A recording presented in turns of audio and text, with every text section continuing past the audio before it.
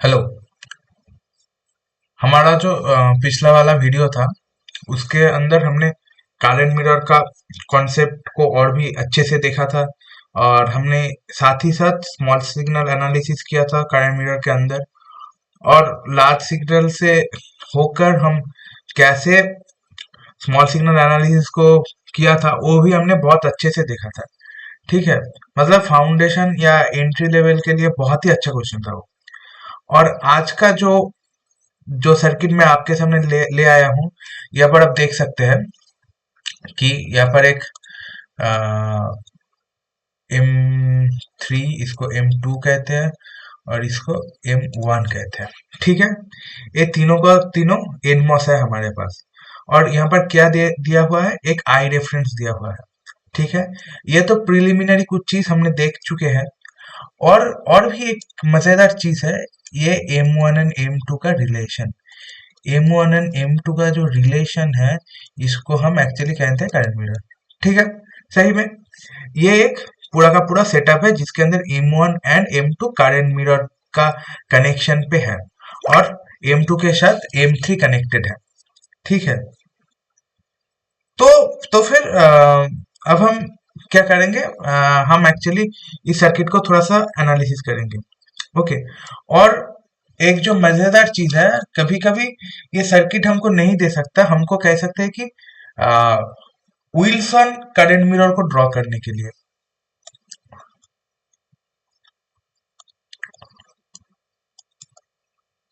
Wilson current mirror, Wilson current mirror, इसको draw करने के लिए भी आपको कह सकता है। तो फिर अब ये सर्किट को ही ड्रॉ करना, ये जो पूरा का पूरा सेटअप है, इसको हम कहते हैं विल्सन करंट मिरर। ओके। तो इसके अंदर कुछ चीज हम पकड़ लेते हैं। मतलब कुछ चीज को हम कंसीडर करते हैं।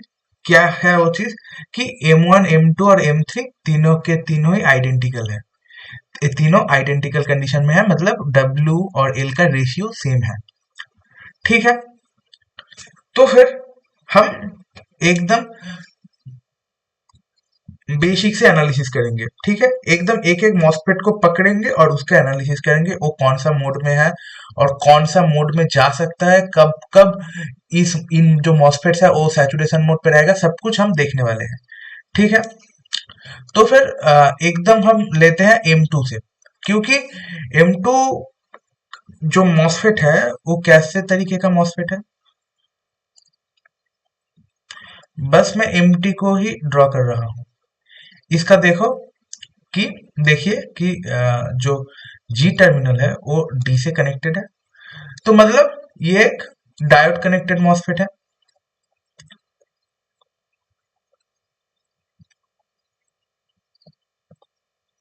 डायोड कनेक्टेड मॉसफेट है।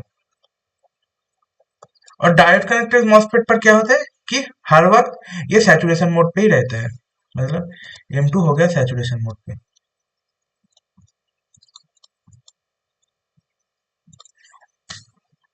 ओके। और एक चीज यहाँ पर हम देखते हैं कि इस जगह पर जो वोल्टेज होगा, इस जगह पर जो वोल्टेज होगा, इस जगह पर जो वोल्टेज होगा, इस जगह पर भी सेम वोल्टेज ही होगा। मतलब M1 का जो सोर्स का जो वोल्टेज होगा, M3 का गेट का वोल्टेज सेम होगा। सही में। तो फिर इसको भी मैं लिखता हूं कि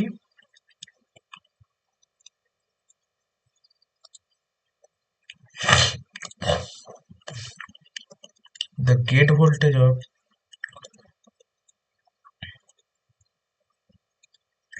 M3 equals to,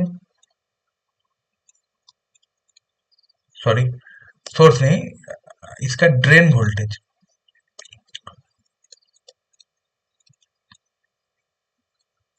drain voltage of M1 का इक्वल होगा। ठीक है। और इसको मैं क्या कह सकता हूँ, इसको मैं कह सकता हूँ Vx। ओके।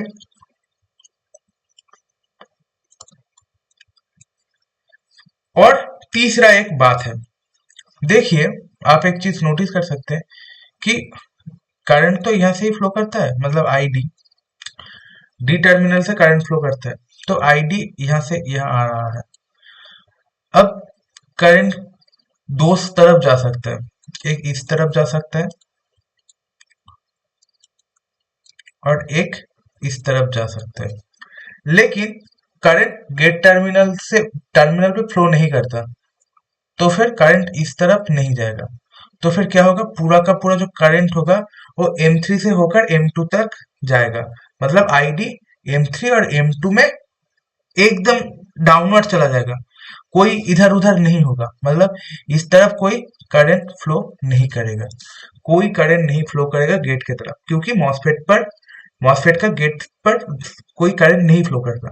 ठीक है, तो हम ये कह सकते हैं कि इसको हम ऐसे लिख सकते हैं कि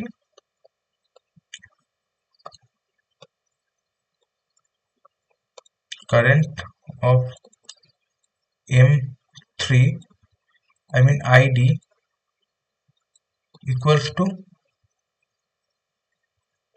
करंट ऑफ M2। ठीक है, मतलब ये इसको मैं ID3 कह सकता हूँ, इसको ID2 कह सकता हूँ, लेकिन करंट का जो अमाउंट है वो सेम ही रहेगा और डायरेक्शन भी ऊपर से नीचे ही जाएगा, मतलब ड्रेन से सोर्स के तरफ ही जाएगा। ठीक है, ये हो गया। तो फिर ये जो करंट है, ये जो आईडी है, आईडी दोनों केस में ही सेम है, तो हम एक चीज देख सकते हैं यहाँ पर, ID3 इक्वल्स टू ID2। तो फिर यहाँ पर जो ID2 और ID3 का जो रिलेशन है, इस रिलेशन को हम काम पे लगा के VX को निकाल सकते हैं, सही में ना। VX को हम निकाल सकते हैं, कैसे निकालते हैं वो हम देखेंगे। ठीक है, यहाँ पर जो वोल्टेज होगा इसको हम सपोज पकड़ लेते हैं VD। ओके, तो फिर ID3 का क्या होगा, ID3 का होगा हाफ W/L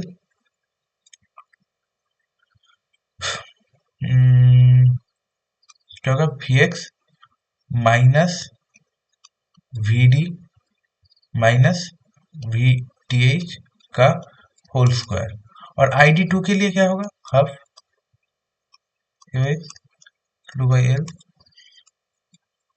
इसका VD तो होगा क्योंकि VG है VD के बराबर, और VS है 0, तो फिर हम ये लिख सकते हैं कि VD माइनस VTH, ये हम लिख सकते हैं। उसके बाद क्या होगा, उसके बाद ये सभी काटा पीटा हो जाएगा और VX इक्वल्स टू बचेगा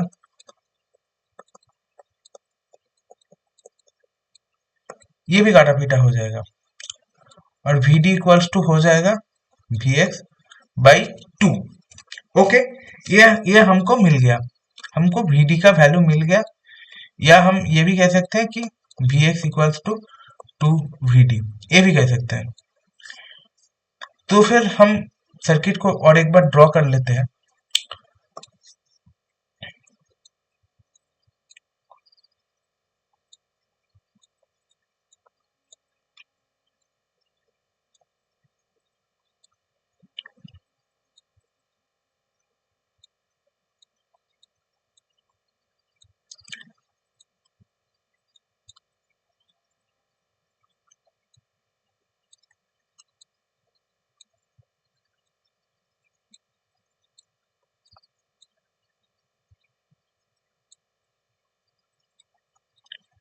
ये हो गया हमारा सर्किट, और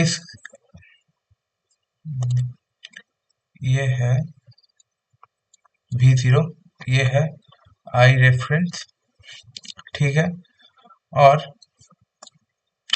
देखिए यहाँ पर क्या आ गया, Vx, और Vx हमको क्या मिला, 2VD, और यहाँ का क्या वोल्टेज है, VD।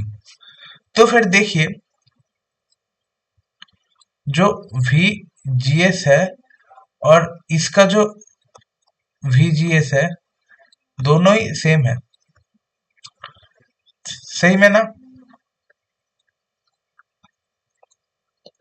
फिर हम ये लिख सकते हैं VGS of M3 and VGS of M2 are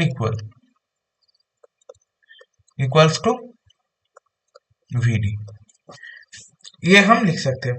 और हम और भी एक चीज देख सकते हैं कि M1 जो है,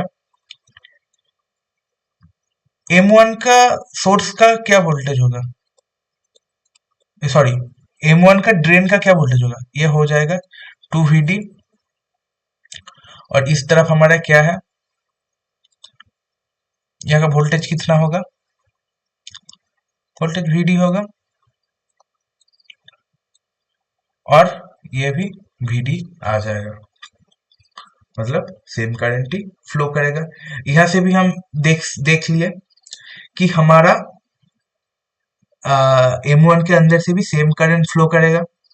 करंट मिरर तो कह ही रहा है कि M1 और M2 दोनों आइडेंटिकल है, मतलब इसीलिए इसी वजह से M1 के अंदर से जितना करंट फ्लो करेगा, M2 के अंदर से जितना करंट फ्लो करेगा, M1 के अंदर से वही अमाउंट का करंट फ्लो करेगा। लेकिन हम और भी एक तरीके से हम ये भी देख लिया कि हमने क्या देखा कि M2 का जो वोल्टेज है, मतलब VGS है, एक्चुअली आईडी के अंदर सबसे ज्यादा जो मतलब जो वोल्टेज एक्चुअली इम्पैक्ट रखता है वो है VGS। मतलब हम ये फॉर्मूला से देख रहे हैं कि ID equals to KN VGS minus VTH उसका होल स्क्वायर। तो फिर ये VGS M1 एंड M2 का सेम है, तो इसी वजह से भी हम ये कह सकते हैं कि इस दोनों मॉसफेट से सेम करंट फ्लो करेगा। करंट मिरर तो बोल ही रहा है क्योंकि आइडेंटिकल मॉसफेट है। तो यही एक चीज को हम घुमा फिरा कर दिखा रहे हैं। ये था पूरा का पूरा ये जो विल्सन करंट मिरर है इसका एनालिसिस। ठीक है, तो ये हमने थोड़ा बहुत समझा, लेकिन